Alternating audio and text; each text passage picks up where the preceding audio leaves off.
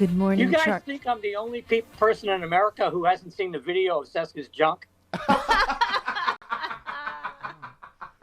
You were talking over your girlfriend who wanted to say. Good morning, Charlie I'm sorry. Pierce. Go, Jody, go. Good morning, Charlie Pierce.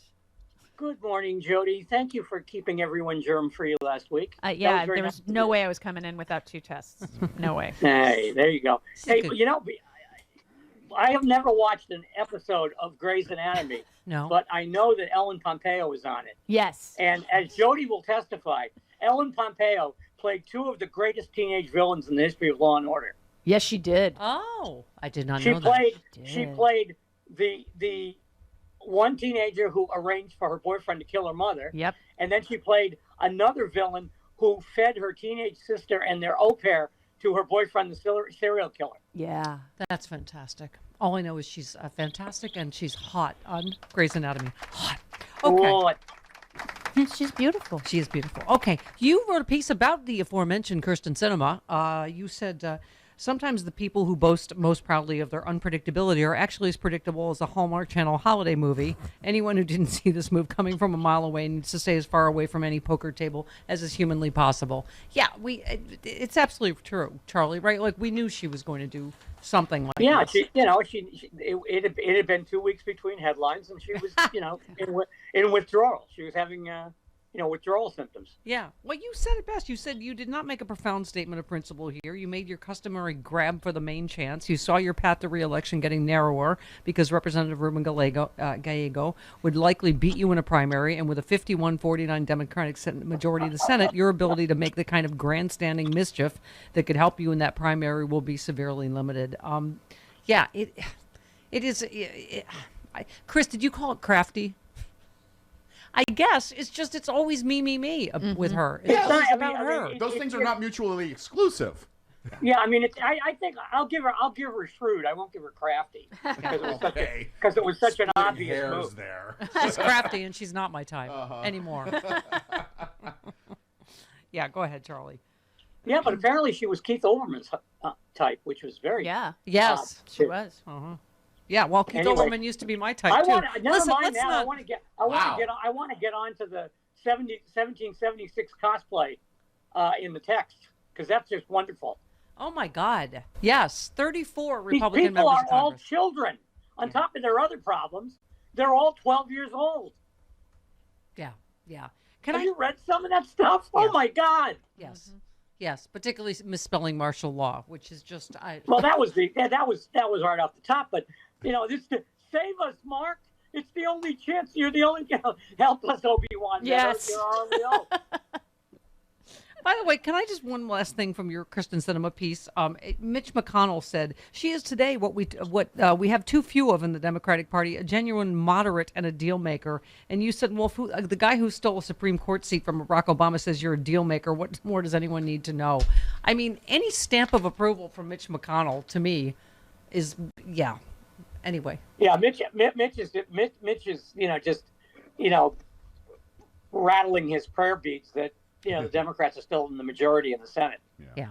Because if he had to deal with the craziness Kevin McCarthy's dealing with, I'm not sure Mitch could survive. Yeah. Well, you said Marjorie Taylor Greene's idea of sarcasm is going to get someone killed. You said watching McCarthy try to muster up 218 people who want him to be Speaker of the House, and he would sell his gray-haired granny to Somali pirates to get the gig, is some pretty boring horse race stuff, truth be told. McCarthy's a dim, pale fellow whose every move is transparent and predictable. The real value in following the story is the very clear look we're getting at how the inmates are going to run the asylum, no matter who's in charge. And it's Marjorie Taylor Greene, right? Well, it's at the very best, At the very best, it's Jim Jordan. Who will be running the. He's going to run the Judiciary Committee right over a cliff. Yeah. You said. Do you think they'll have to go? Do you think they'll have to go into executive session to look at Hunter Biden's dick pics? Oh wow! You can't say that on the big show. Okay. Hey, I heard Rude drop the S-bomb. Yes, yesterday. well, we had to dump that as well. But okay.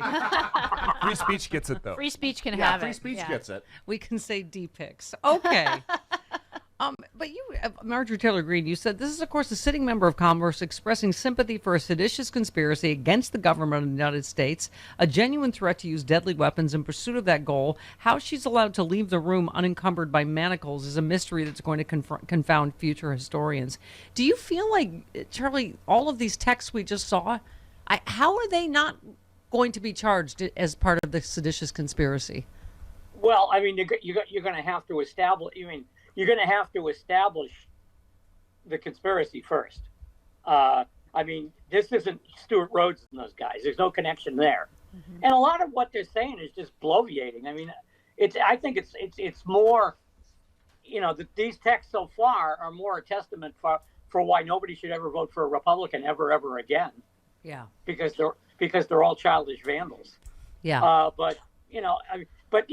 As somebody said, and I think I may have actually heard it on the Stephanie Miller show, there's a lot missing from this. Yeah. The episode, the entire text chain between Scott Perry and Meadows is piecemeal because it doesn't have any of Meadows' replies. Right. Yeah. Which I would be very interested to hear. Yeah. I'm no Jessica Fletcher, but I feel like when you say, hey, let's take this over to Signal, which is an encrypted app, it means you're up to no good. Am I right? Yeah. Oh, that's the encrypted one, right? Yeah. I am so behind. It's one of them. I am so behind in my technology. Is it WhatsApp encrypted too? Yeah, it is. Yeah. I mean, you're absolutely right. That's what, we were saying that that they were saying that's what's even more frightening are the obvious gaps in this. And I don't know technology enough, Charlie, to know, are we going to be able to find what's on the encrypted apps, do you think? Well, if Meadows deleted them, then he's in big trouble. Yeah. If he's got them and he's just holding on to them, with some phony baloney claim of executive privilege or something, that'll be easy enough to light on fire. I wouldn't worry about that. But if he got rid of them, he's in real trouble. Yeah. You retweeted, recently freed from jail in the U.S., the merchant of death, Victor Boot, tells Maria Butina how horrified he was to learn that in America there are 72 genders, not just gay people and normal people. What? But 72. And you just said he really wants that speaking slot at CPAC next year. He does. Yeah. The other thing is that, Marjorie Taylor Greene seemed outraged that you can buy a dildo at Target, even though I think you probably can't. No, you can't. But, that's no big deal. I mean, we can elect dildos to Congress. I mean, Charlie's working a little Wow, blue. he too. is. So blue. Charlie Louise. hey, member of Congress said dildo. That means That's we true. all. This is true. That's true. That means drink. So you are a Supreme Court watcher. This is just the latest, but Supreme Court Justice Brett Kavanaugh's judicial ethics come under scrutiny. Now a warning. After it was reported he attended a holiday party with, among other Trump officials and right-wing operatives like Matt Gaetz, Sean Spicer, Sebastian Gorka, Stephen Miller, Chad Wolf, Greta Van Susteren, Eric Prince, on and on. I mean, Charlie, is there ever going to be a way they can enforce Supreme Court ethics of any kind? Unless Congress forces one on them. Yeah. No, they're never going to do it for themselves. Yeah. That should be obvious over the last 2 years. And by the way, if you're going to scrutinize Brett Kavanaugh's judicial ethics, you better bring an electron microscope. Yeah. Because they're very hard to detect. Yeah. Well, and that's what I wonder about this whole J6 thing. Now that we've seen these texts, are we just going to ignore Jenny Thomas and Clarence Thomas and how this went all the way up to the Supreme Court?